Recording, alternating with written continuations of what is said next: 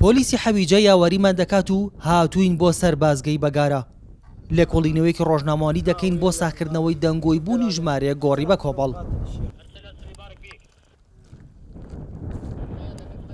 بەگارە لە سنووری قەزای حەویجەیە هەندێک لە سەرگۆزەکانی ئەم ناوچەیە باسییان لەوە کردووە ڕۆفاتی بەشێک لە پێشمەرگە دیلەکانی ئەو کاتی لای داعش لە گۆڕێکی بە کۆمەڵی ئەم ناوچەیەدایە.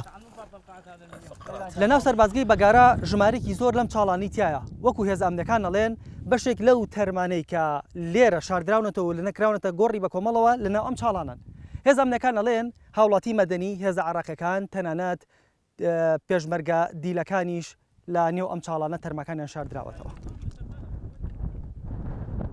سەرۆک هۆزەکان خۆیان ئامادەنی قسە بۆ میدیا کامکەن. ئەم ئەفسەری پۆلیسی حەویجە چەند جارێک لەگەڵ ڕێکخراوە نێودەوڵەتیەکان هاتۆتە سەر گۆڕە بە کۆمەڵەکان و لە زاری سەرۆک هۆزەکانی حەویجەوە دەگێڕێتەوە کە پێشمەرگە دیلەکان دوای شەهیدکردنیان خراونەتە گۆڕێکی بە کۆمەڵەوە. تاوەکو ئێستا هیچ تەرمێکمان نەدۆزیوەتەوە. سێ جار مانگی سوور هاتوون. وتیان بەڵێ تەرمی لێیە بەڵام دۆزینەوەیان ئەستەمە چونکە خۆڵ و خاشاکێکی زۆر بەسەر یەکتردا کەوتون. ڕووبەری ئێرەش زۆر گەورەیە بە نزیکەی 2 کیلۆمەتر چوارگۆشەیە بۆیە دۆزینەوەیان ئاسان نییە. پێویستی بە ڕێگەپێدانی بەڕێوەبەری پۆلیس و ژووری هەماهەنگی هەیە لەگەڵ ڕێکخراوی مانگی سوور بە کەرەستەی تایبەت ئیشی لەسەر بکرێت. وەک باز دەکرێت تەرمی هاوڵاتی مەدەنی و حەژی شعبی و سوپای عێراق و پێشمەرگەی تێدایە. بە شێوەیەکی گشتی سەرجەم هێزە ئەمنیەکانی تێدایە. بە دوای ئەو کەسانەدا دەگەڕین کە سەرەداوێکیان لەبارەی چارەنووسی پێشمەرگە دیلەکانەوە لایە. ئەم هاوڵاتیە باوکی یەکێک لە پێشمەرگە دیلەکانە پەیوەندی لەگەڵ هەندێک لە سەرۆکهۆزی دیکەی حەویجە هەیە.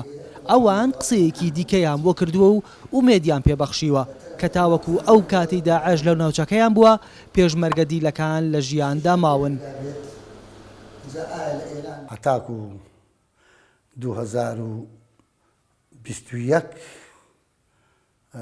مابوو 100% من ئەڵێم ماون. ئەو زانیاری من دەستم کەوتووە بگەینمە جێگای خۆی ئەتوانم ڕوونی کەمەوە. چوینە ئەیانە لە دوای پرۆسی ئازادی من ڕۆشتم 4 کەڕە چوومەتە حەویجە تا ئێستا.